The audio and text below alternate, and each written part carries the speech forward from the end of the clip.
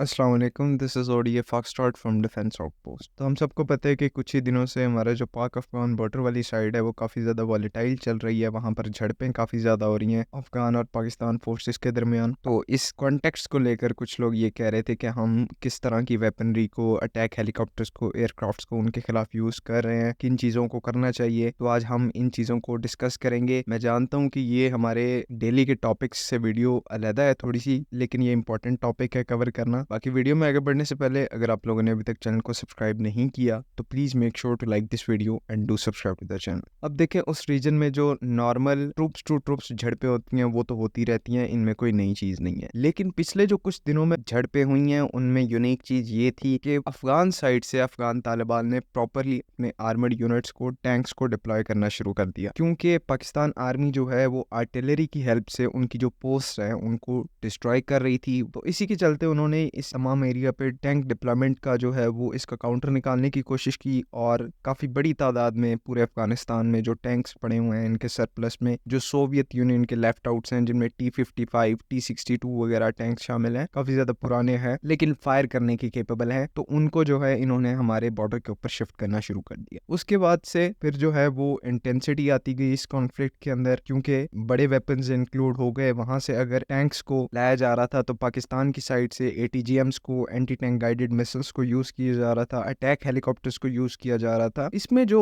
हमारी जो पब्लिक है पाकिस्तान की, उनको एड्रेस करना जरूरी था, क्योंकि उनके काफी ज्यादा क्वेश्चन थे कि हम अपने जो मेन वेपन्स हैं उनको क्यों नहीं यूज कर रहे, हम अपने टैंक्स को क्यों नहीं यूज कर रहे, हम अपने हेलीकॉप्टर्स को यूज नहीं कर रहे। कुछ लोग कह रहे थे Z-10ME को इधर यूज करना चाहिए। इन सब चीजों को हम एड्रेस करने की कोशिश करते हैं। सबसे पहले अगर आप अफगानिस्तान में थ्रेट लेवल को देखें जो हमें पोज करते हैं, तो वो बिल्कुल कम नहीं है, थोड़ा सा है, लेकिन किसी भी स्टैंडर्ड मिलिट्री है उसके हिसाब का नहीं है। इनके पास जो टैंक्स हैं वो सिर्फ फायर करने के काबिल है, ना वो एक ब्रिगेड लेवल पर मैनूवर कर सकते हैं, ना उनमें कोई कनेक्टिविटी की कैपेबिलिटी है। सिर्फ उनके अंदर एक गन है जिससे वो फायर कर सकते हैं या खुद मूव कर सकते हैं। मतलब कि इलेक्ट्रॉनिकली वो टैंक्स जो हैं वो ऑब्सोलीट है, क्योंकि सोवियत लेफ्ट ओवर्स है। दूसरा, उनके पास जो सरफेस टू एयर मिसाइल्स की कैपेबिलिटी है वो बिल्कुल भी नहीं है। अमेरिका ने इस चीज को इंश्योर किया था, चाहे जितने वेपन्स जो हैं तालिबान के पास रहे, लेकिन एंटी एयर मिसाइल्स या फिर SAM surface to air missiles जो हैं वो इनके पास ना हो। और इसका अल्टीमेटली फायदा हमें ये होता है कि हम लोग अपने जो अटैक हेलीकॉप्टर्स हैं जैसे AH-1 कोबरा हो गया, उसको हम बगैर किसी डर के अफगानिस्तान के खिलाफ यूज कर सकते हैं। इवन उनकी टेरिटरी में अगर कोई टारगेट हिट करना है तो भी ये हेलीकॉप्टर्स जाके हिट कर सकते हैं। इवन दो AH-1 कोबराज उतने एडवांस नहीं है जितने के Z-10ME हैं, लेकिन Z-10ME की अवेलेबिलिटी जो है वो पाकिस्तान को नहीं है अभी। कुछ रिपोर्ट्स ये भी कहती हैं कि Z-10ME जो है वो पाकिस्तान को रिसीव हो गए हैं, लेकिन अभी उनको डिप्लॉय नहीं किया गया।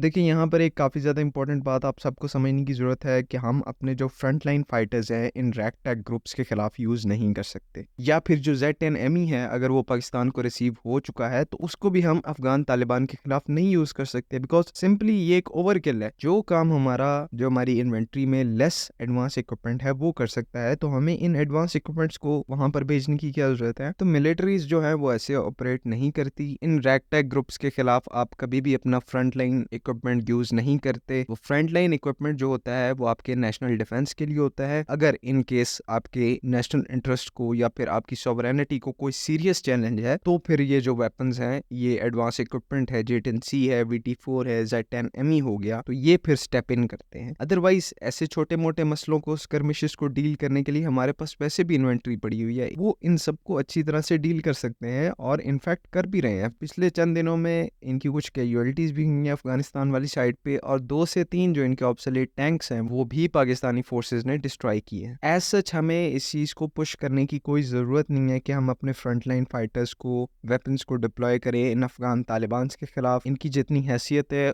उसके हिसाब से इनके साथ डील किया जा रहा है। बाकी जो Z-10ME का जहां तक ताल्लुक है, वो जैसे ही पाकिस्तान को अगर तो रिसीव नहीं हुए या हो भी गए हैं, तो उनका जो है वो हमारे वेस्टर्न फ्रंटियर पे कोई काम नहीं। उनकी जो डिप्लॉयमेंट है वो ही पहले से ही ईस्टर्न फ्रंट के ऊपर, यानी कि इंडिया से रिलेटेड फोकस्ड है। इंडिया वाले फ्रंट पर उसको डिप्लॉय किया जाएगा, बिकॉज वहां पे उसने काफी सीरियस अपने काउंटर पार्ट्स को चैलेंज करना है, जिनमें अपाचे हो गया, जिनमें प्रचंड हो गया, इस तरह के हेलीकॉप्टर्स को उसको चैलेंज करना है। इन रैगटैग ग्रुप्स के लिए AH-1 cobra more than enough है। तो आज के लिए बस इतना ही। ये जो थोड़ी सी वीडियो है वो आम हमारे टॉपिक से थोड़ा सा हट के थी, क्योंकि डिफेंस से रिलेटेड कोई इतनी खास نیوز نہیں تھی، تو اس وجہ سے جو ہم ٹاپکس کور کر چکے ہیں میں چاہتا تو ان کو کھینچ سکتا تھا، لیکن ایک ڈفرینٹ ٹاپک کو کور کرنا جو ہے وہ مجھے زیادہ بہتر لگا، جس میں آپ کی بھی تھوڑی نالج میں اضافہ ہو اور ایک جو ویڈیو ہماری ایک دن کی ہے وہ بھی بن جائے۔ اور اگلی ویڈیو میں ملاقات ہوگی، تب تک کے لیے ٹیک کیئر، اللہ حافظ، پاکستان زندہ باد۔